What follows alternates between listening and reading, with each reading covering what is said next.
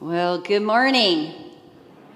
That's a hot mic. What a special treat to be here and worship with you this morning. For those of you who I haven't met yet, my name is Kathy McIntyre, and I am the campus pastor at our Gladstone campus. But I get to be with you all this morning, and so thank you for being here. Thank you for making it a priority to be in worship. Today, we are wrapping up this July series that we've been in called Dinner with Jesus. And I have been doing some reflecting and thinking about my experiences around a dinner table and actually just some dining habits that I have created and even maybe us as a society have developed. Did you know that in many other countries, folks typically spend about 2 hours a day or even sometimes more eating and drinking? While here in our country, we typically spend an hour maybe doing that very same thing. You see, in many cultures, meals are social events that last much longer than many of us typically tend to give space for in our lives. But food, meals, the dining experiences are not just essential for nutrition and sustenance, they are vital in connecting people, in remembering our heritage, in sharing experiences with others, in holding and marking traditions, and in creating spaces where people can just have deep, meaningful conversations. Now, of course, our dinner table has changed, has evolved a lot since the beginning of time. But even if we just consider the lifetime of those people sitting in this space today, our dinner table has certainly still changed a lot over the course of our lifetime. You think about the 1950s Leave It to Beaver era. Some of you will know what I mean by that, where you dressed up for dinner. You sat around the large table with your entire family every night to a homemade meal, to TV dinners coming into the scene, to microwave meals, to fast food restaurants just inundating our world. We often find ourselves today eating alone or grabbing a meal to go. More often than not, that's what we do, creating a sense of loneliness and disconnectedness like never before.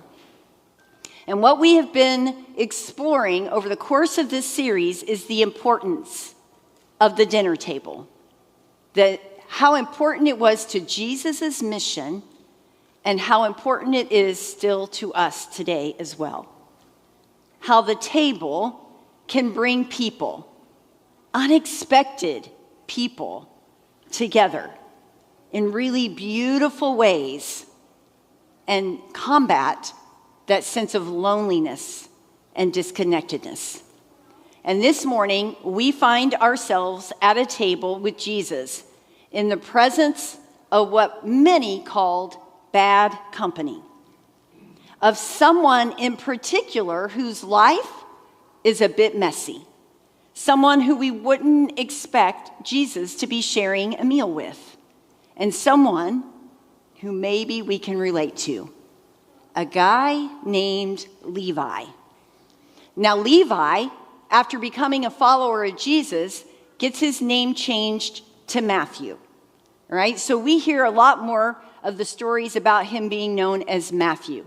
But it is not unusual for somebody to get a name change after following Jesus, because name changes in the Bible often mark a shift in purpose and a new role. And that's what's happened here. Levi becomes Matthew, and his story is important. It's important because if you're in a space of life where you don't feel like you measure up, or maybe your life is messy, maybe it's messy because of your own doing, or maybe you find yourself in a messy place because of things that have happened that are outside of your control, maybe everything just isn't perfect and right. I believe that this interaction that we're going to explore today between Jesus and Matthew will reassure you that you have a place at the table. Now, today's story unfolds in 3 different scenes, and it doesn't begin with the meal like you would expect, but rather it begins with the invitation. And we read it in Luke 5, verse 27. And it reads, "After this, Jesus went out and saw a tax collector by the name of Levi sitting at his tax booth. 'Follow me,' Jesus said to him." Now, Matthew is a tax collector, a practicing tax collector, not a once was tax collector, but one that Jesus witnesses in the act of collecting money. Now, this tax collecting thing in that time is radically different than you or I paying our federal, our state, or our local taxes today. You see, Rome had conquered the entire Mediterranean area and was the city that ruled the world. And every territory that Rome conquered had to pay taxes to Rome. So I want you to imagine that for a minute. Rome would go to war with you. They would pillage your community, and then they would continue to take advantage of you year after year after year by collecting taxes from you. Didn't matter whether you lived in Israel or Cana or Damascus or Jerusalem or anywhere Rome had conquered, you paid taxes to Rome. Now, Matthew is in a city called Capernaum, a place where Jesus did more teaching and performed more miracles than anywhere else. And because of that, Matthew was aware of Jesus. You know, he was familiar with him, wasn't a stranger to him. Now, this city of Capernaum made a great tax office location because there was this international highway that ran from Damascus into Egypt. It was called the Via Maris, meaning the way of the sea, because it ran along the coastline of the Mediterranean. You'll see a map. Capernaum is a red dot that's the third up from the bottom, the left here. And you can see that it is right on the route of the Via Maris. And that is where we find Matthew. Now, the Romans were really smart. They wouldn't send their people, Romans, out to collect the taxes. They would send the Jewish neighbors. They would hire Jewish neighbors. So imagine, you're in a city, you're in Capernaum, you're Jewish, you're paying taxes to Rome, and your Jewish neighbor, who you once knew very well, turned tax collector. Well, those tax collectors were not people that were very popular with those Jewish people because they were being taken advantage of. And those tax collectors, like Matthew, had chosen to become an outsider in that community by working for the Romans. Matthew. Now, it's funny because Jesus does something to Matthew, and he does it for us too. Jesus steps into kind of Matthew's messiness, and he says, "Follow me." That's exactly what Jesus does to us too. He desires us. He wants us to invite him into our messiness. He asks us to follow him. And Matthew has been asked, and Matthew has a big decision to make. A decision that will change everything in his world to follow Jesus.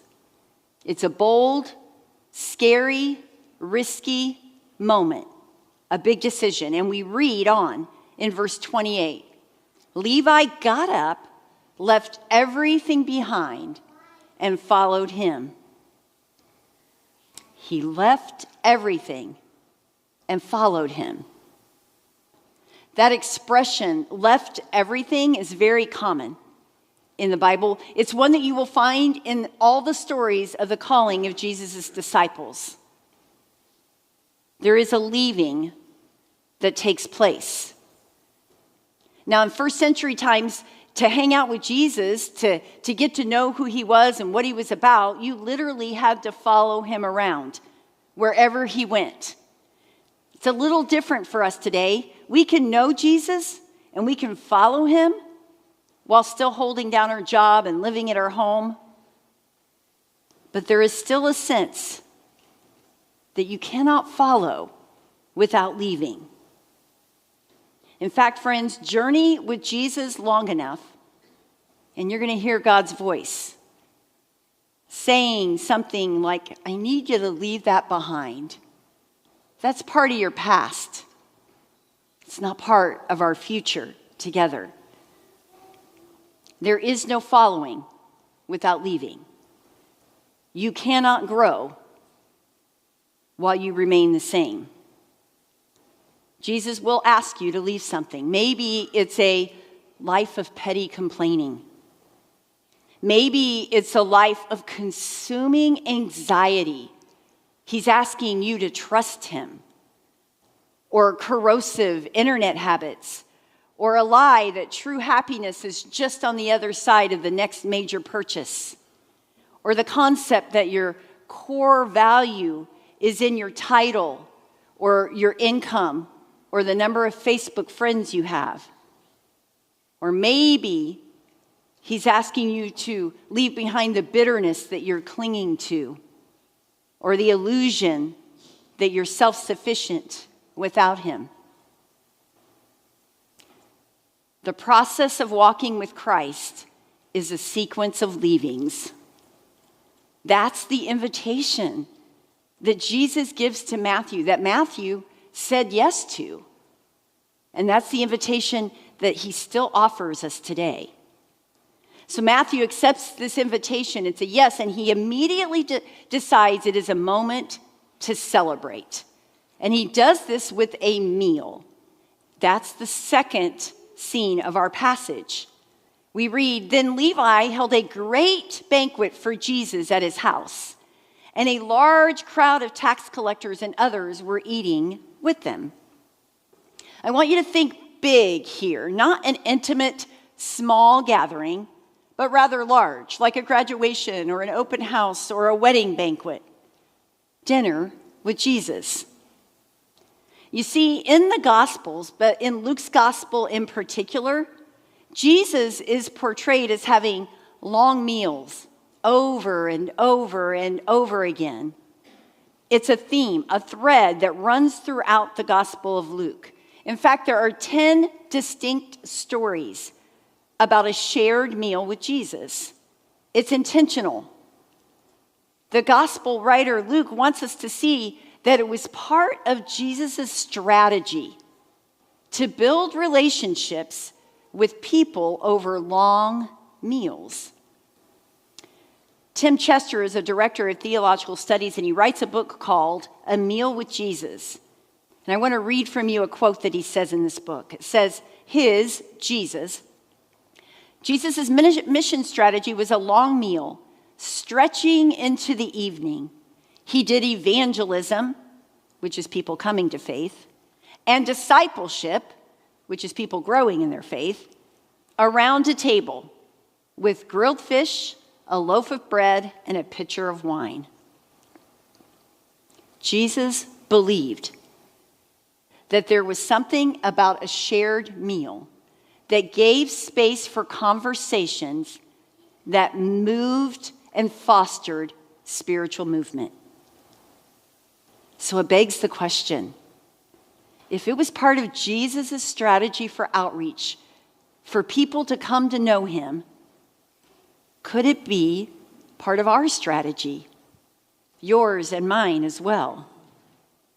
There is a power in inviting people into your imperfect world, into your imperfect space, and your imperfect life, and eating together. So I can't help but wonder, what would happen if there was a movement of people opening their homes and their lives to share a meal with the thought and the intent and the heart for spiritual movement? This is really important because we are part of a culture that grabs more meals on the go than ever before, the drive-through culture. And if you're an empty nester like my husband and I, we watch more meals in front of our TV than we ever did before.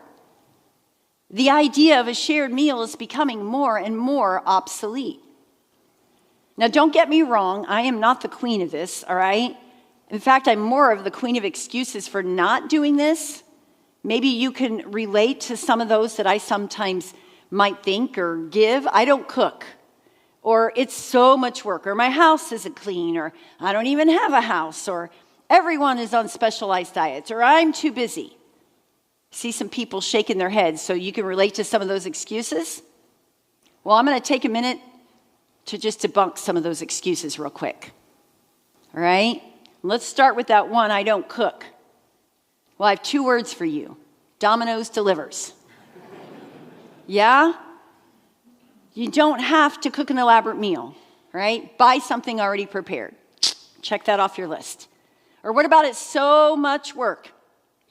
Well, let me just use that old acronym, KISS. Keep it simple, silly. Why? Because that gets complicated gets procrastinated. If you're serving a 4-course meal, they're going to think that it's too hard to have you over. They're never going to reciprocate. So set the bar so low that it's easy to match, right? Hot dogs, paper plates. Keep it simple. Or what about my house isn't clean? Let me just say, that's probably my biggest excuse, all right? But the voice of Jesus isn't about how clean. He wants to be invited into the messiness. Or I don't have a house. Meet up at Panera or at a park and have a picnic. Or what about everyone is on a specialized diet? Well, I think us Methodists have coined a word called potluck. You ever hear that? You know, have everybody bring over something they can eat. And then all the dietary needs are met, right? Or what about I'm too busy? You know, we get to control our schedule.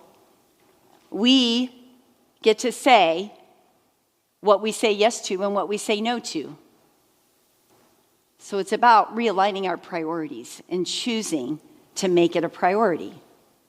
Because I believe that when we do away with these excuses and when we embrace this strategy that Jesus has around the dinner table, we will get to witness and be a part of a spiritual movement that doesn't just influence the people around us, but changes us as well. So we have the invitation to follow, and that invitation led to a meal. And the meal led to the last scene of the story, a scandal. And we read about it in verse 30. But the Pharisees and the teachers of the law who belonged to their sect complained to his disciples, "Why do you eat and drink with tax collectors and sinners?" It's a heavy question. Now, we've been talking a lot about Pharisees throughout this series, so you may have heard a little bit about them already, but it's important to know who these guys are in order to understand this supposed scandal.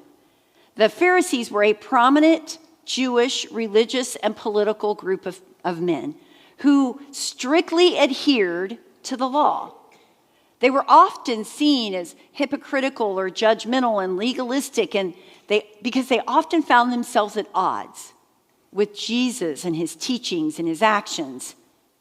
And one of the things that the Pharisees believed was that someone could be contaminated by just touching somebody else who was doing something wrong. Right? And so they were the insiders, and they would never consider dining with the outsiders. So Jesus eating a meal with these tax collectors, these outsiders, that was unbelievable, scandalous even to these Pharisees.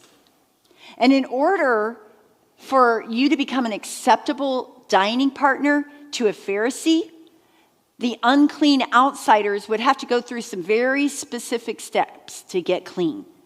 And they were all about confessing, owning up, proving that you've changed, making sacrifices. And all of that had to happen before the Pharisees would even consider eating a meal with you. But friends, Jesus doesn't do that. In fact, what Jesus says and does is radically different. He says, I'll eat with you as you're changing, before you've changed. Now, Jesus wasn't arguing that everything was okay with these people and accepting their behavior, but he loved them as they were, where they were, how they were. He ate with them, sat with them in their messiness. And that question is lingering. Why does he eat with the tax collectors and sinners? And Jesus answers in this way.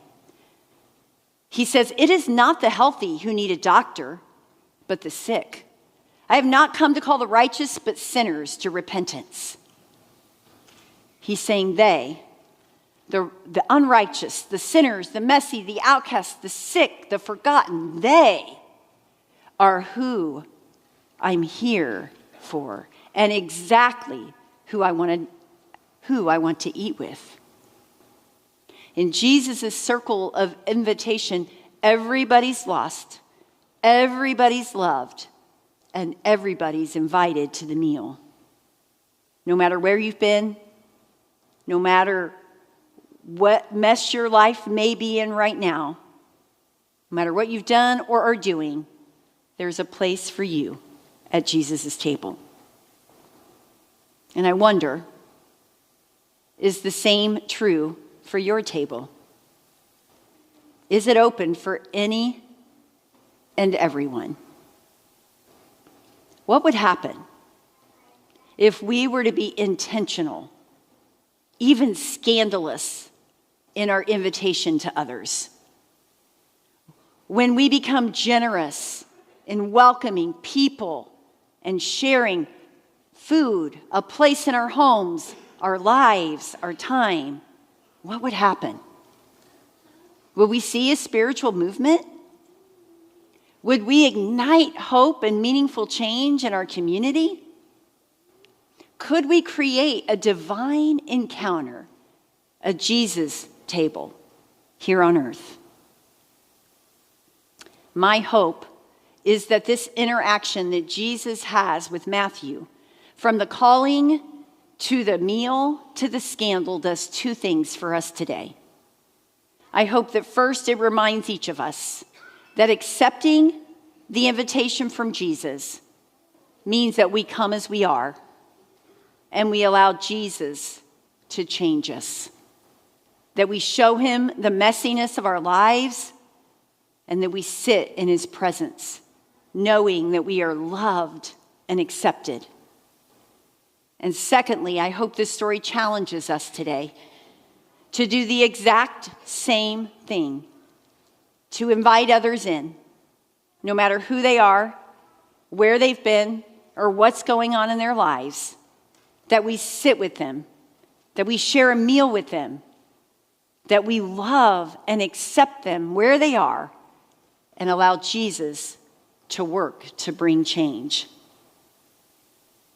If meals were an integral part of Jesus' strategy, shouldn't they be for us as well?